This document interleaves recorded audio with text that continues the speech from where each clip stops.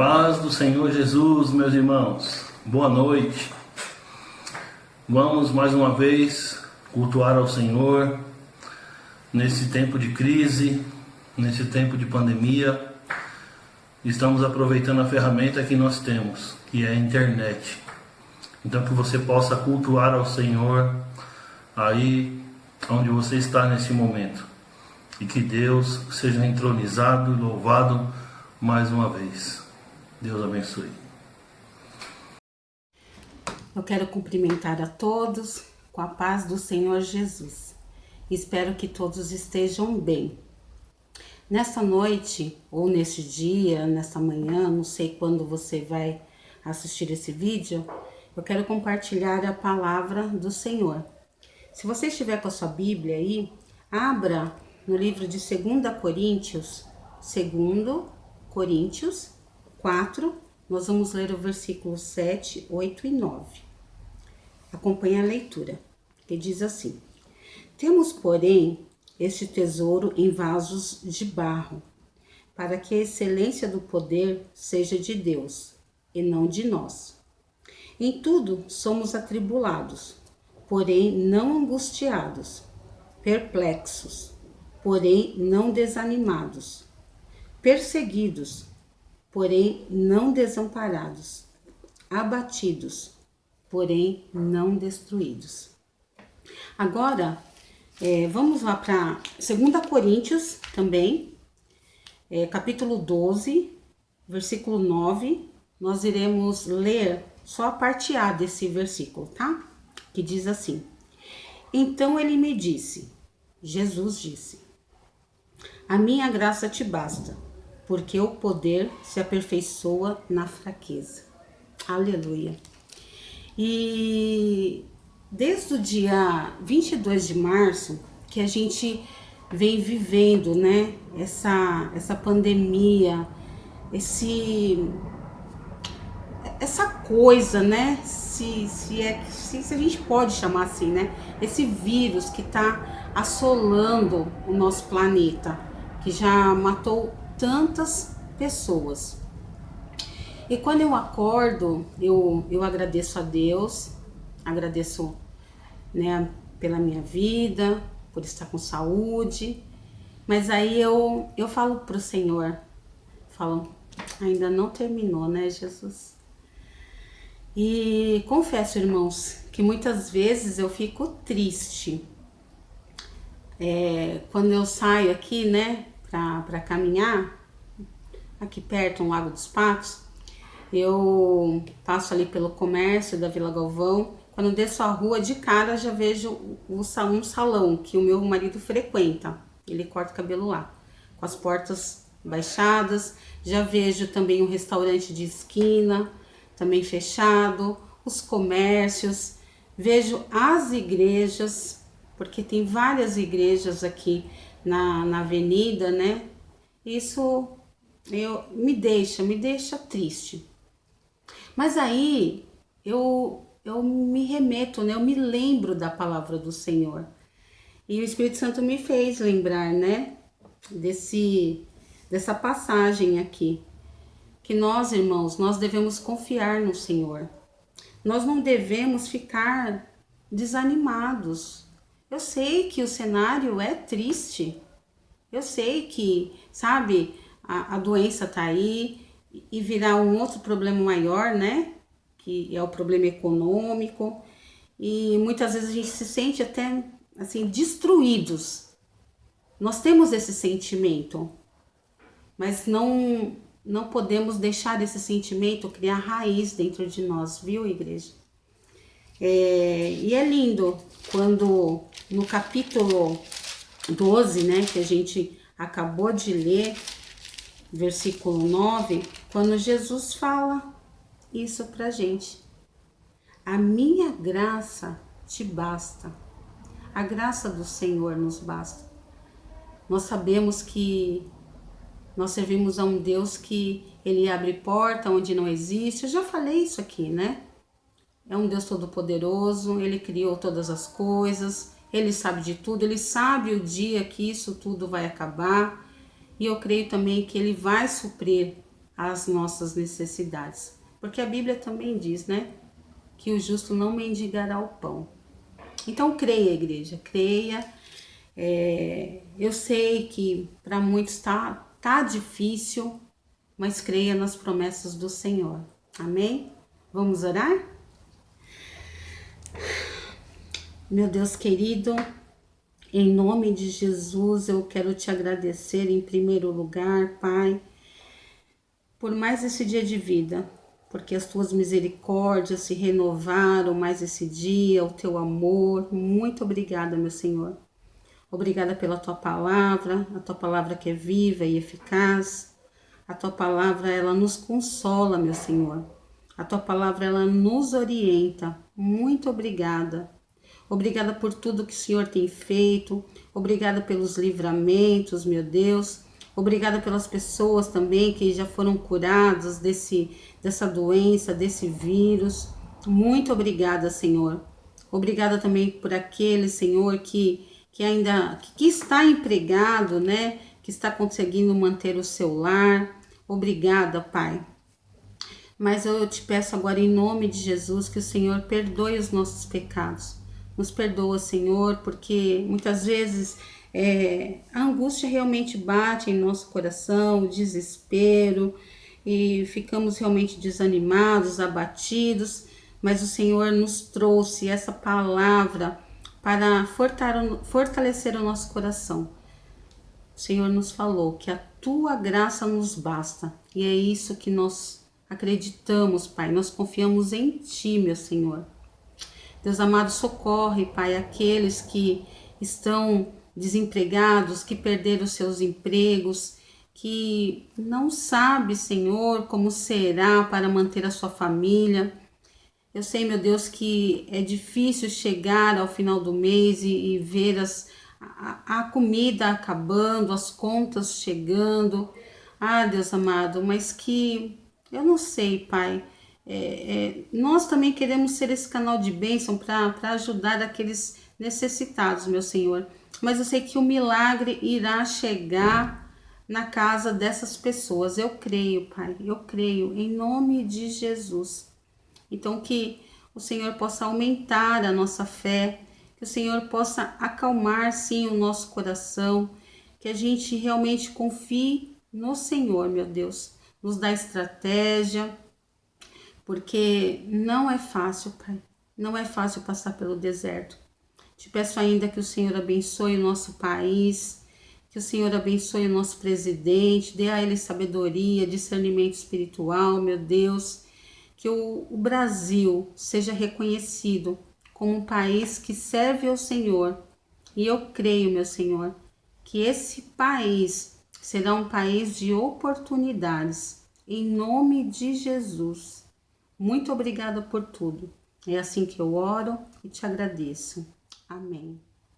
Amém, meus amados. Continue confiando no Senhor, viu? Que Deus abençoe a cada um de vocês.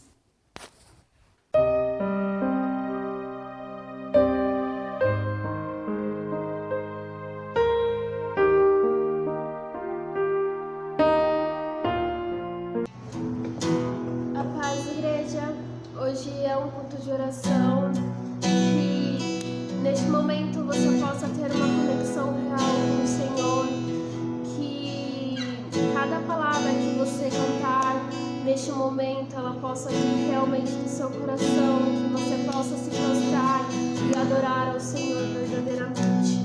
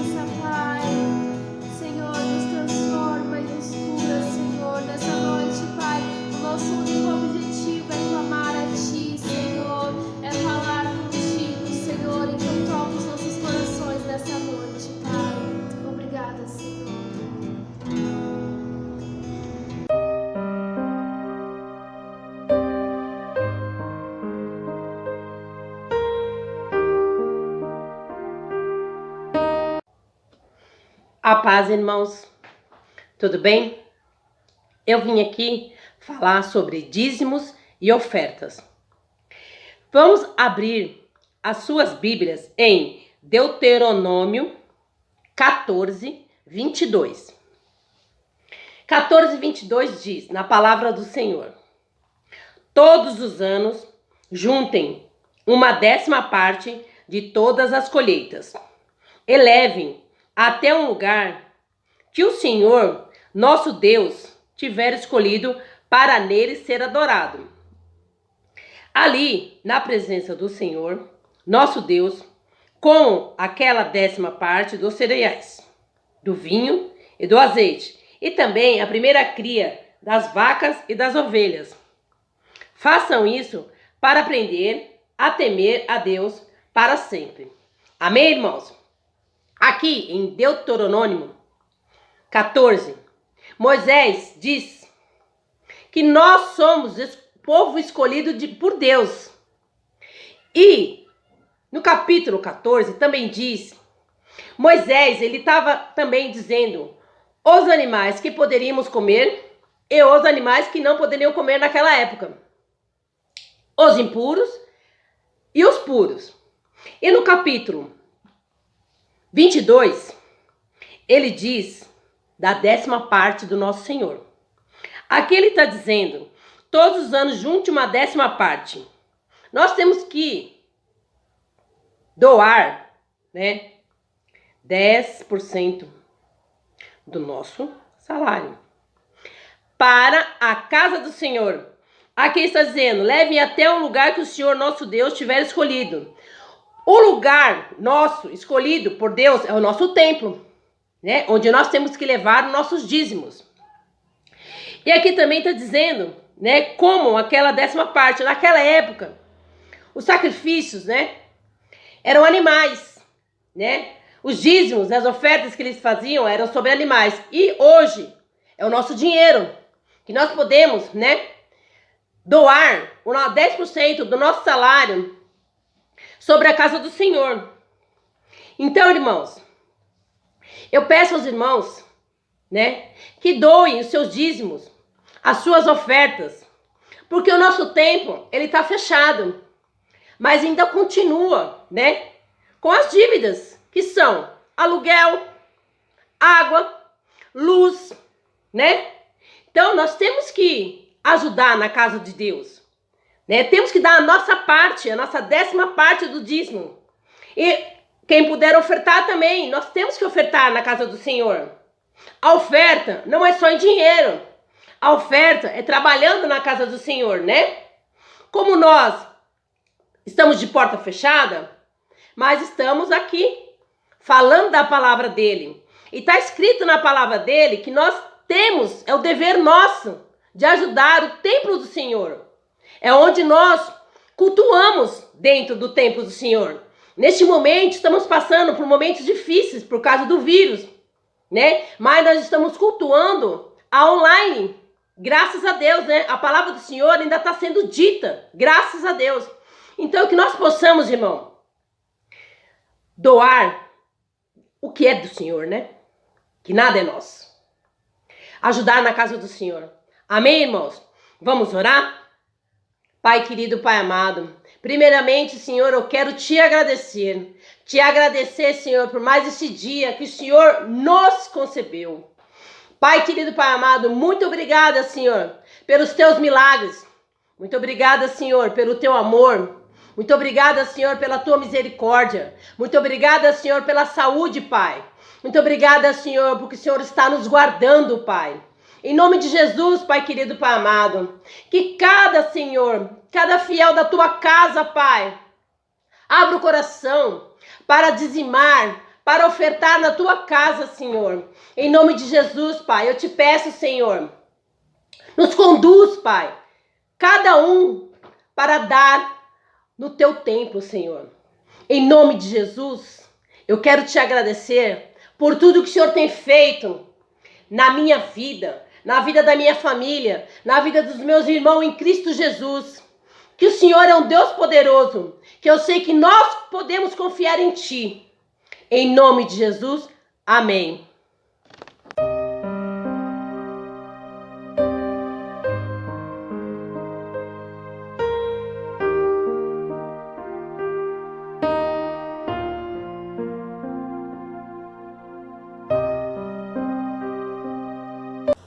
Graça e paz, meus irmãos. Louvado seja Deus pela sua vida, que tem contribuído, que tem participado dos cultos, que tem se envolvido aí. Como sempre o nosso pastor Erickson diz, curta, se inscreva, deixe o sininho de notificações para que você não perca nenhum dos cultos, nenhuma das nossas reuniões. Amém? Hoje eu gostaria que os irmãos abrissem as suas Bíblias em Isaías, capítulo 64, verso 4, que diz assim: porque desde a antiguidade não se ouviu, nem com os ouvidos se percebeu, nem com os olhos se viu, um Deus além de ti, que trabalha em favor daqueles que em ti esperam. Diletos irmãos, tudo que está debaixo do sol, no controle do tempo, possui uma tendência, uma inclinação, se destina a deteriorar. Ou seja, todas as coisas sofrem uma influência do tempo e com isso perecem, morrem, se modificam, se estragam, se decompõem.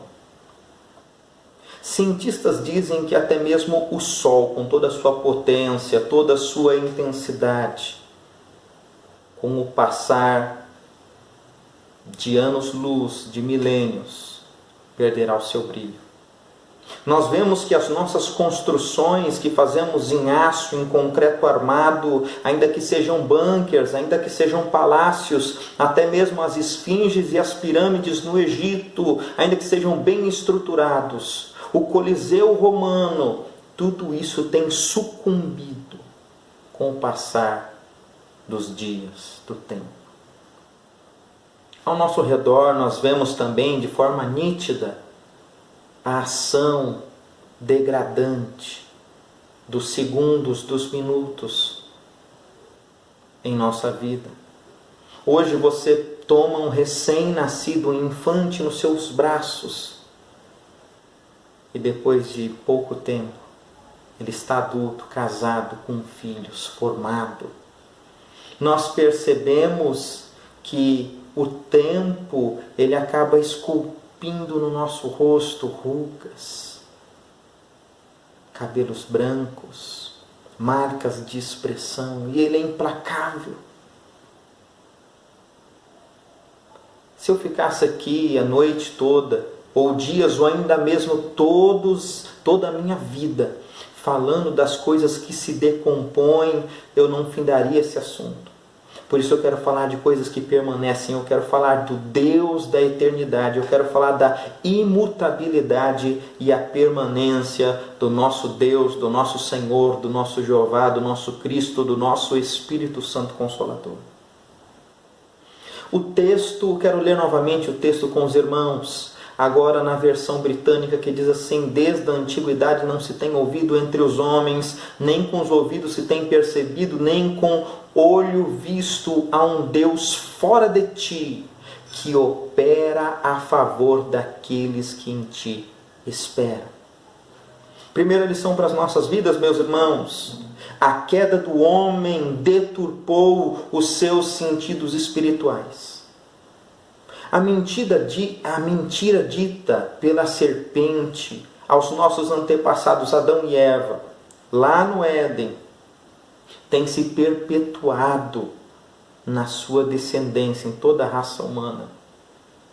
Tal engano dito por Satanás fez com que os nossos pais, os pais da humanidade, se iludissem com uma concepção que poderia haver mais de um Deus. Gênesis 3:5 diz assim: porque Deus sabe que no dia em que comerdes, abrirão os vossos olhos e sereis como Deus. Como o próprio texto de Isaías nos informa, desde a antiguidade não se ouviu, nem se tem visto um Deus semelhante a ti. O coração do homem procura produzir deuses. É uma fábrica que faz imagens, ídolos, tentando superar o Deus verdadeiro. Nessa matéria, nesse assunto, o apóstolo Paulo, lá em Romanos capítulo 1, verso 25, diz assim: pois eles mudaram a verdade de Deus em mentira, adorando e servindo a criatura em lugar do Criador, que é bendito eternamente. Amém. Deus disse: se comerdes, morrereis. Mas eles acreditaram na mentira da criatura, da serpente, ao invés na verdade do Criador. Eles adoraram e serviram a criatura.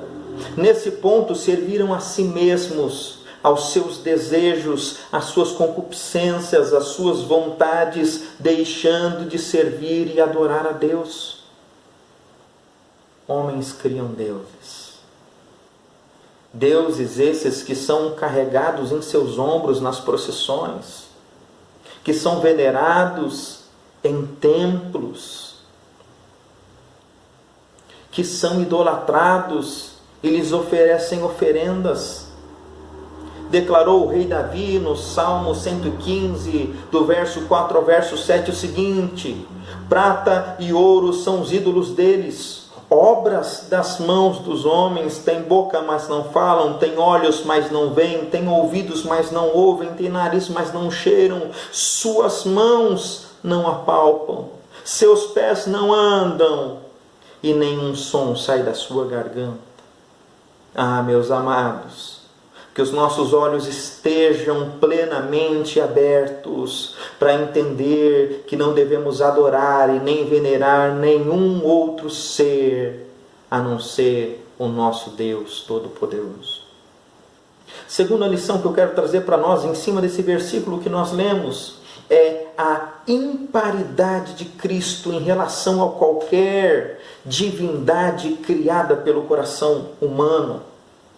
O texto, eu quero frisar uma parte que diz assim: e não se ouviu, nem com os ouvidos se percebeu, nem com os olhos se viu um Deus além de ti, ou fora de ti. Examine comigo a história da civilização humana. Veremos aberrações de deidades, de falsos deuses, desenvolvidos em todas as gerações e continentes. Os cananeus, amonitas e fenícios, lá no Oriente, na Palestina, cultuavam a um deus chamado Moloque. Moloque significa rei. E esse deus, ele tinha algumas características. Uma cabeça de leão que simbolizava reinado. Chifres de boi que simbolizavam poder e força. A estátua que eles faziam era de bronze. Os seus braços eram móveis, presos a correntes que ficavam estendidas. E com uma catraca, esses braços subiam e desciam. Crianças eram colocadas nas suas mãos. Então, por uma manivela, eles subiam essa criança, o peito dessa estátua se abria e dentro havia uma fornalha na qual os bebês caíam e eram pulverizados. Veja a diferença do nosso Deus. Primeiro, que o nosso Deus, ele não tem uma cabeça de leão, ou um dente de leão, ou uma juba de leão. Não, a Bíblia diz que ele verdadeiramente é o leão da tribo de Judá. Nosso Deus, ele não tem chifres que simbolizam governo, mas a Bíblia diz que ele é o Rei dos Reis, ele é o Senhor dos Senhores, ele tem a coroa na sua cabeça e o cetro em suas mãos. Acompanhe comigo que esses chifres que simbolizavam o poder de Moloque, o nosso Cristo, ele já declara o seguinte: eis que é-me dado todo o poder na terra e no céu. Lá na ilha de Patmos, o apóstolo João diz assim: eis que ele estava morto, mas agora vive para todo sempre. Amém. E ele tem as chaves da morte e do inferno em suas mãos. Enquanto Moloque se abria para matar crianças em chamas, o nosso Deus, ele abre o seu peito sim, mas é para derramar amor caloroso, misericórdia infinita sobre nós, sobre os seus filhos. Moloque exigia a oferenda, a entrega dos filhos dos seus adoradores como sacrifício para ele. Mas o nosso Deus, ele não pediu nossas crianças, ele não pediu as nossas riquezas, ele não pediu as nossas fazendas, muito pelo contrário. João 3,16 diz assim: porque Deus amou o mundo de tal maneira que deu o seu Filho unigênito para todo aquele que nele crê não pereça, mas tenha vida eterna. Nosso Deus é diferente. Andando por outras civilizações, muitos tentaram criar deuses que porventura achavam que superariam o nosso Deus Criador. Você conhece muito bem a história e a cultura grego-romana ou greco-romana. Eles criavam deuses míticos. O mais forte desses deuses se chamava Zeus. Ele fez um conluio, um motim, uma rebelião contra o seu próprio pai Cronos e os seus irmãos Hades e Poseidon, e mataram, assassinaram o seu próprio pai. Um ídolo erótico, fraco moralmente, que não resistia e dormia com as filhas dos homens. Segurava raios em sua mão, morava num lugar reservado, chamado Olimpo, para não correr perigo. Era um Deus que cuidava das nuvens e do céu, mas precisava do seu irmão Poseidon que cuidasse do mar e do seu irmão Hades que cuidasse das terras e do submundo. Veja a diferença agora em relação ao nosso Deus que é ímpar, que é inigualável, que é sem igual. Primeiro, Cristo ama o Pai, e o Pai ama Cristo, e ambos há o Espírito Santo, e não existe guerra no céu entre a Trindade, não existe traição, não existe rebelião. O nosso Deus não usa a humanidade para satisfazer os seus desejos, conforme diz Isaías, ele é santo, santo, santo. O nosso Deus é puro, o nosso Deus, ele é translúcido, o nosso Deus é transparente, o nosso Deus é claro, o nosso Deus tem inocência plena dentro de si, ele não peca, ele não sente desejos maldosos, ele não tem corrupção na sua natureza. Meus amados, enquanto Zeus precisava de ajuda para governar, apenas o céu, apenas o Olimpo. As Escrituras falam que o nosso Deus, ele é soberano sobre o cosmos, sobre o universo. É Ele quem estende os céus como tapete. É Ele quem pesa as montanhas em balança de precisão. É Ele quem segura o mar na palma das suas mãos. E Ele reina de eternidade a eternidade. Deus, esse Zeus, ele repartia o seu domínio. Mas as Escrituras dizem acerca do nosso Deus: a minha glória eu não darei a outro. Analisando ainda mais as divindades das civilizações, nós vemos que os indianos, eles são panteístas, eles têm mais de 3.000 deuses. Nós vemos que os budistas também adoram diversas imagens. E quando nós nos achegamos à África ou à cultura portuguesa, ao Brasil, nós vemos que o catolicismo, o espiritismo, entre outras religiões, também erguem levantam seus deuses, e cada um para uma necessidade diferente. Santo Expedito, o santo das causas impossíveis. Nossa Senhora desatadora dos nós, para problemas de qualquer espécie. Santa Bárbara é aquela que cuida das tempestades e da chuva. E Iemanjá, a rainha das águas. Ogum, o Deus da guerra, o Deus que massacra os inimigos.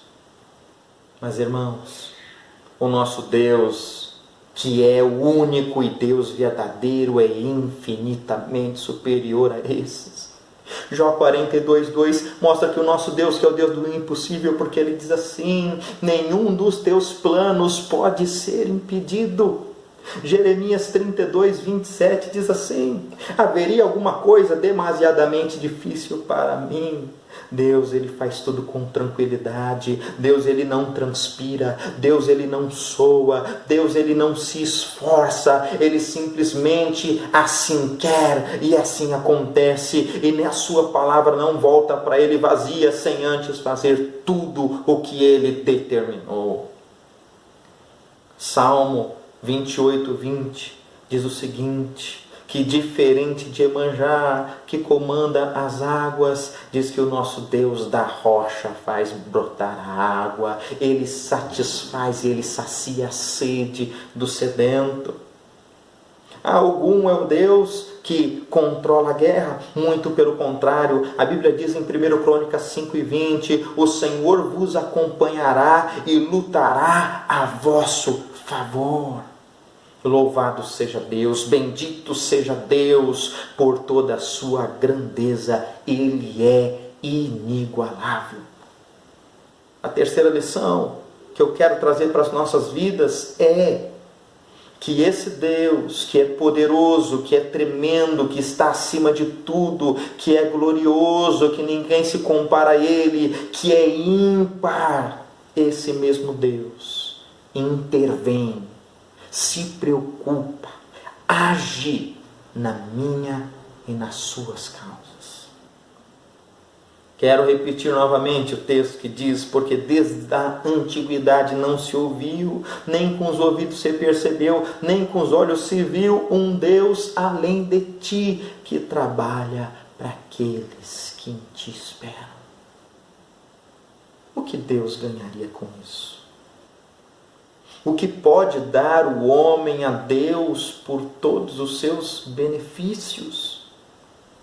O apóstolo Paulo, falando desse tema, quando encontra em Atenas os estoicos e os epicureus, uma cidade idólatra, e ele inicia uma missão de pregação ali, e ele fala a respeito das características inerentes do nosso Deus, entre as quais é a autossuficiência. Deus não depende de nada, Deus não depende de ninguém para que ele continue sendo Deus. Não é a minha, não é a sua adoração, que assim como Deus do Olimpo, se os homens não os adorassem, eles perdiam a força. Não, o nosso Deus, ele continua imutável. Porque Deus, ele é autossuficiente. Deus, ele é perfeito, irmãos. Nada nós podemos acrescentar naquilo que é perfeito. Porque se acrescentarmos algo naquilo que é perfeito, logo provamos que não era perfeito, que precisava de melhorias. Nada nós podemos tirar daquilo que é perfeito, porque se tirarmos que seja um ponto, um detalhe daquilo que era perfeito, deixa de ter perfeição. E o nosso Deus, ele é perfeito e ele é autossuficiente. O apóstolo Paulo, lá em Atenas, na sua missão, Em Atos 17, versos 24 e 25, ele diz assim: o Deus que fez o mundo e tudo que nele existe, sendo o Senhor do céu e da terra, não habita em templos feitos por mãos humanas, nem precisa ser servido por mãos de homens como se de alguma coisa precisasse, pois ele mesmo é quem dá vida, respiração e todas as demais coisas. Enquanto devotos de falsas religiões, de falsos evangelhos, cultuam a esses farsantes deuses e como mulas os carregam nas costas. O texto que nós lemos de Isaías é claro nos informar, o texto de Isaías 64, verso 4, que nós repetimos diversas vezes aqui. O texto, ele é nítido e nos informa que ele trabalha para aqueles que em ti esperam. Deus age a nosso favor. Ele não dorme.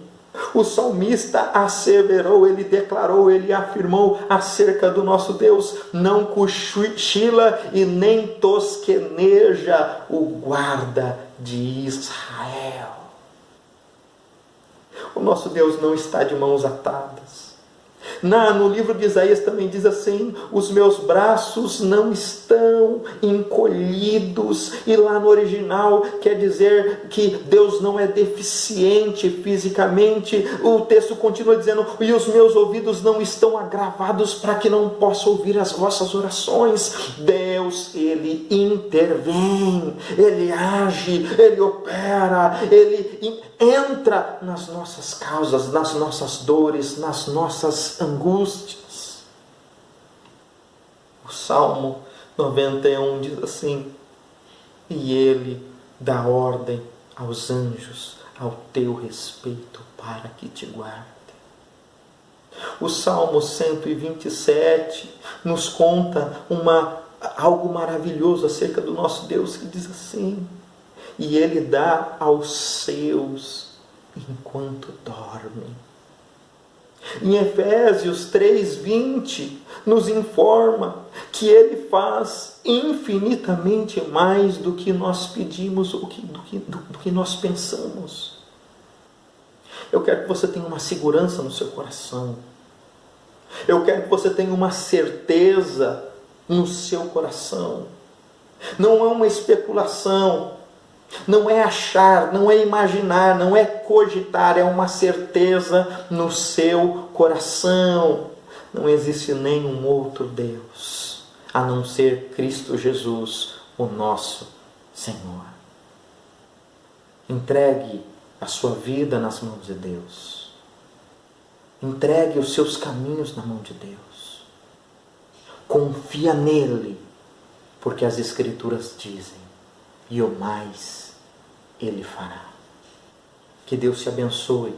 Eu quero orar pela sua vida, para que seu coração continue firme, independente das coisas que nos rodeiam, independente da situação que esteja pairando sobre a humanidade. Ele continua o mesmo ontem, hoje e eternamente.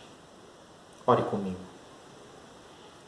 Santo, poderoso, bendito, eterno, sublime, glorioso, inigualável Deus. Como é bom saber, Senhor, que em Ti não há variação, nem sombra, nem dúvida. Como é bom saber que as mesmas misericórdias derramadas no passado, elas são abundantemente derramadas hoje. Os Teus olhos não se desviam de nós. O nosso próprio Cristo disse: aqueles que estão na minha mão, que o Pai me dá, ninguém os arrebata. Eu quero Te louvar por isso, porque ninguém pode nos tirar do Teu controle. Nós estamos nas Tuas mãos, nós estamos nos Teus cuidados, nós estamos debaixo da vara do Teu poder, Senhor, e não há ninguém que lhe supere. Não há ninguém que seja maior do que ti. Eleva os meus olhos para os montes, de onde virá o meu socorro? O meu socorro vem do Senhor, que fez os céus e a terra. Continua a guardar os seus filhos, a nos proteger, a nos guiar, porque nós somos teus. Quero dizer a frase de Lutero: Senhor, sou teu, salva. Aguardamos a tua salvação, o teu socorro, hoje e sempre. Em nome de Jesus. Amém e amém. Deus te abençoe, meu irmão, para a glória dele. Graças a Deus, irmãos, que mais uma vez nós cultuamos ao Senhor, nós louvamos, oramos, ouvimos a sua palavra, e que o amor de Deus esteja no seu coração, que você não perca o foco, que você não perca aí a sua fé, mas que você esteja se fortalecendo no Senhor. E que o grande amor de Deus, a comunhão e as consolações do Santo Espírito e a graça do nosso Senhor Jesus Cristo esteja sobre a sua vida, desde agora e para todo sempre. Amém. Até o próximo culto, querendo Deus.